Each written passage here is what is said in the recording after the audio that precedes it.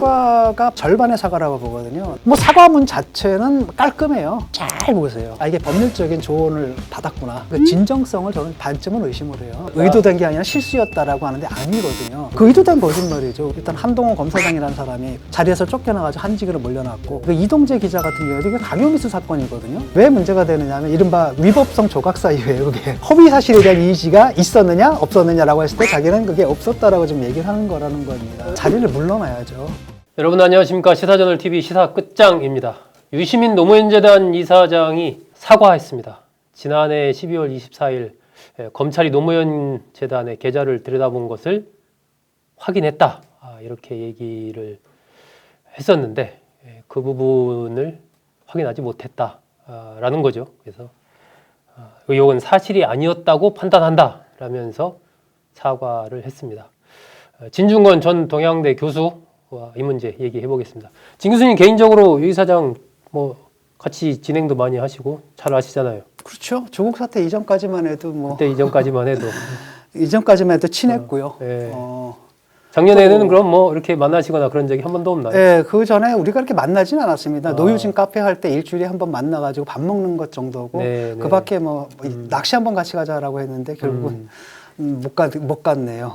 가서 뭐 유시민 사장 막 낚시 막 이렇게 잡은 것도 올리고 하던데. 네, 그게 이제 조국 사태 이후에 이제 완전히 낯설어진 느낌이거든요. 사실은 그 전에도 제가 뭐라고 얘기를 했냐면, 내가 노회찬 심상정은 100% 신뢰하는데 당신은 50%만 신뢰한다. 왜냐하면 이분이 상당히 공학적이에요. 사고 방식이. 공학적이라는 그러니까 게 정치공학적이라는 거죠. 예컨대 이런 문제가 터졌으면은, 예컨대 성추행 문제가 터지거나 뭐 등등등, 네. 이랬을 때는 저는 항상 이거는 정치 윤리적으로 처리를 해야 되는데, 일단은 이런 건데, 이분 같은 경우는 그게 아니라 이제 유리, 불리, 우리 진영에 유리하냐 불리하냐 이런 쪽을 굉장히 많이 생각을 하거든요.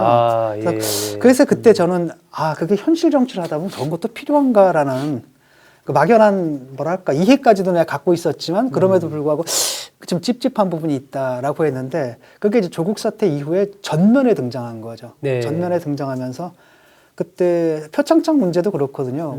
그거 가짜라는 거 본인은 알고 있잖아요. 나랑 통화도 같이 하고 그랬는데 뭐라고 얘기했냐면, 표창장 원본을 없앴기 때문에, 원본이 없기 때문에 이게 국가수로 가게 되면 이제 감정 불능이 되고, 그렇기 때문에 법적으로는 방어할 수가 있다라는 거지. 그러니까 실제적 진술은, 이게 실질적 진실은 위조가 됐고, 그 다음에 그로 인해서 누군가가 기회를 빼앗긴 거잖아요. 근데 이런 게 아니라 관계가 중요한데, 그죠?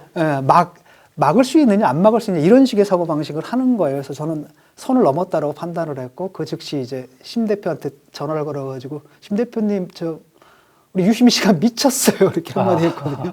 그러니까 그 이후로 굉장히 낯설어진 거고요. 그때 너무나 많이 갔죠. 그 다음에 뭐 증거 인멸이 뭐 증거 보전이라는 등 막 궤변들을 늘어놓으면서 그 여론을 막 호도하지 않았습니까? 그래서 그 이번 사과 같은 경우에도 사실 좀 의외였거든요. 왜냐하면 저는 계속 요구를 했습니다. 김경률 씨도 요구를 했고, 권경혜 씨도 요구를 했고, 왜냐하면은 이게 굉장히 큰 사건이었잖아요. 이게 단지 그냥 거짓말하는 정도가 아니라 그 정권이 얘기하는 그 프로젝트 있죠. 이른바 검찰개혁 프로젝트를 빌미로 해서 검찰 자체를 악마화해가지고 사탄화해서 그 적폐 집단을 낙인 찍는 어떤 프레임으로 사용된 굉장히 결정적인 역할을 했거든요. 그러니까 검찰이 유시민을 잡아서 총선에서 민주당에 타격을 줘서 그다음에 국민의힘이 이기게 한 다음에 그 힘으로 대통령을 탄핵하게 하겠다. 이런 식의 음모론까지 만들어가지고 거기다 배치된 그런 유의 거짓말이거든요. 그래서 저는 이건 묵과해서는 안 된다고 생각을 했고, 그냥 거짓말이 아니다. 그 뭐 6개월 지나니까 뭐 통보가 없대잖아요. 그러고 났더니 뭐 6개월 더 연장할 수 있다? 그래서 1년 딱 지날 때쯤 제가 기억을 했다가, 사실 제가 컬럼까지 썼어요. 이제 응답하라. 받았느냐 안 받았느냐. 응답하라. 뭐 언론들에서도 여러 차례 그것도 또 제기를 또 했었죠. 그죠? 그런데 뭐 결국 사과를 했는데, 뭐 사과문 자체는 깔끔해요. 깔끔하고, 보통 이제 사과의 그 정석이라는 거 있잖아요. if가 있어서도 안 되고 맛이 있어서도 안 된다. 뭐뭐 했다면 미안하다가 아니라 그냥 잘못했다라고 얘기를 해라. 그러니까 if나 but 없이 아주 깔끔하게 정식화가 돼 있기 때문에 많은 사람들은 역시 하면서 또 그걸 사과문 자체를 평가하는 사람들도 있더라고요. 심지어 서민 교수도 나름대로 평가했죠. 평가를 했고 그렇죠. 저도 뭐 반점은 평가를 합니다. 그냥 네. 넘어가지 않고 그나마 사과를 한 거에 대해서 반점은 평가하지만 근데 그 사과문을 잘 보세요.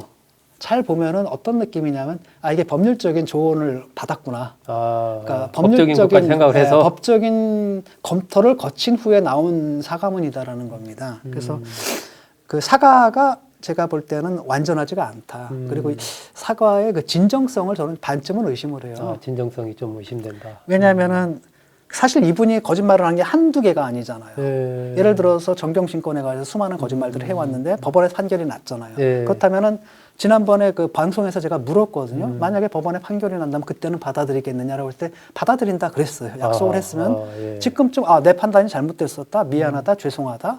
그다음에 내가 궤변을 늘어놨었다. 그런 부분에 대한 사과가 있어야 되는데 요번에 딱 보면 딱 꼭 집어서 그것만 사과했어요. 그 계좌 추적을 한 일이 예, 있느냐 예, 예. 없느냐 그것만 딱 짚어서 사과를 했거든요. 왜냐하면은 그 거짓말은 좀 성격이 달라요. 구체적인 피해자가 발생했거든요. 예, 일단 한동훈 검사장이라는 사람이 그걸로 인해 가지고 자리에서 쫓겨나가지고 한직으로 몰려났고 네. 그 수모를 당했고 그다음에 후배 검사한테 플라잉 어택을 당하고 음. 그 적폐로 몰리고 이런 피해가 있었고 그다음에 그 이동재 기자 같은 경우도 이게 강요미수 사건이거든요.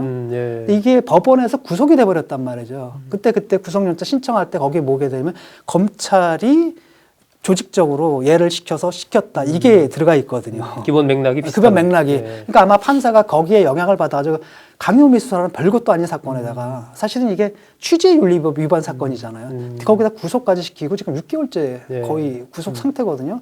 이런 구체적인 피해가 발생했거든요. 그렇기 때문에 이 거짓말은 뭐 한동훈 검사장도 그냥 안 뭐, 넘어가겠다. 예, 호송 조치 법적 하겠다. 조치를 하겠다라고 예, 얘기를 했단 말이죠. 이게 형사처벌이 가능한 부분이라는 거예요. 그러니까 조국하고 좀 다른 전법이죠. 그러니까 일단은 먼저 쫙 사과를 해버리는 겁니다.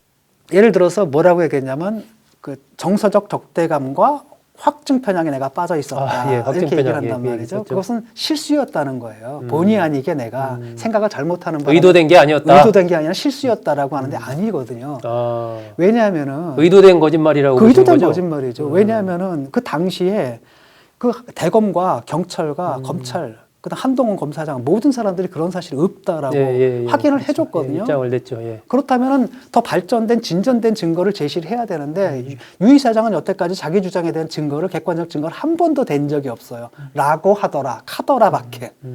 그 다음에 설사 그렇다 하더라도 저쪽에서 그렇게 반론을 폈으면은 거기에 대해서 더 진전된 증거를 내놔야 되는데 그런 적이 없거든요.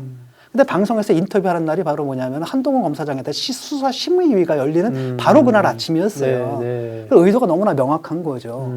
그리고 그 거짓말 자체가 노렸던 건 바로 뭐냐면 뭔가가 하여튼 있는 것 같거든요. 이분이 계속 이상한 얘기를 하는 거 보니까. 그때 멘트 정확한 워딩이 들여다본 검찰이 노무현 재단 은행 계좌를 들여다보고 확인했다 이렇게 그러니까 확인했다라고 했거든요. 얘기를 했단 이게 말이죠. 이 부분이 참 그렇죠. 네, 그렇죠. 단정을 했고 확인했다라고 하고 그게 이제 지지자들은 그걸 다 믿어버린 거란 말이죠. 그런데 확인했다라고 하면 뭘 통해서 그 근거가 나와야 되거든요. 그 저쪽에서 반박을 했으면 그것을 또 반박할 수 있는 더 나아간 증거를 내놔야 되는데 그런 것 하나도 없이 결국은 제가 볼 때 이 모든 게 하나의 기동이었고 그러니까 두 가지 차원인데 하나는 바로 뭐냐면 정권 차원에서 하는 검찰 개혁 그래서 그 한동훈을 매개로 일단 윤석열을 쫓아내려는 이런 정권 차원의 그 프로젝트랑 맞물린 측면이 있겠고 또 하나는 이분이 뭔가 좀 두려워하는 부분이 있거든요. 예를 들어서 노무현 재단이라든지 그다음에 자기 계좌와 아내 계좌까지 얘기를 하단 말이죠. 그 부분에 대한 혹시 있을지도 모르는 검찰 수사에 대한 견제구로서 이제 그걸 의도적으로 던진 거라고 저는 보거든요. 근데 그걸 갖다가 뭐라고 얘기를 했냐면은 의도가 아니다. 확증 편향이다. 이렇게 사실 인식상의 착오처럼 얘기를 했단 말이죠. 근데 이게 왜 문제가 되느냐 하면 이른바 위법성 조각 사유예요, 그게. 허위 사실에 대한 이의가 있었느냐, 없었느냐라고 했을 때 자기는 그게 없었다라고 좀 얘기를 하는 거라는 겁니다. 진 교수님은 그 어쨌든 유시민 이사장의 사과로 이 부분이 좀 충분했다고 보시나요? 아니면 다른 또 유 이사장이 좀 뭐가 필요하다라고 보시나요? 저는 이건 사과가 절반의 사과라고 보거든요. 나머지 절반의 사과를 완성하려면은 구체적으로 얘기를 해야 돼요.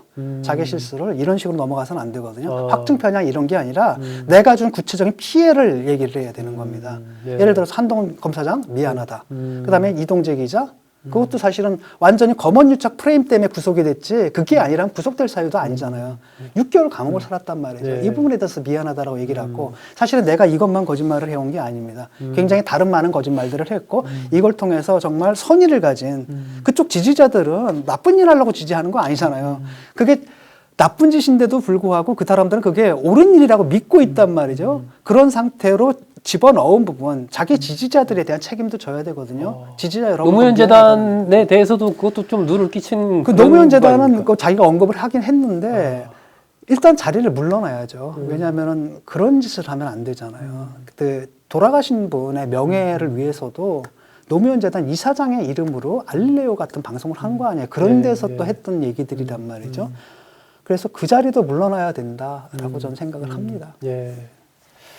예, 진중권 교수의 유시민 노무현 재단 이사장이 낸 사과문에 대한 평가 들어봤습니다. 진 교수는 절반의 사과하고 앞으로 구체적인 그런 사과, 또 법적인 문제, 또 노무현 재단의 이사장이라는 직위 이런 거에 대해서도 여러 가지 좀 이 이사장의 그런 결단이 필요하지 않나 이런 관점을 얘기를 해주셨습니다.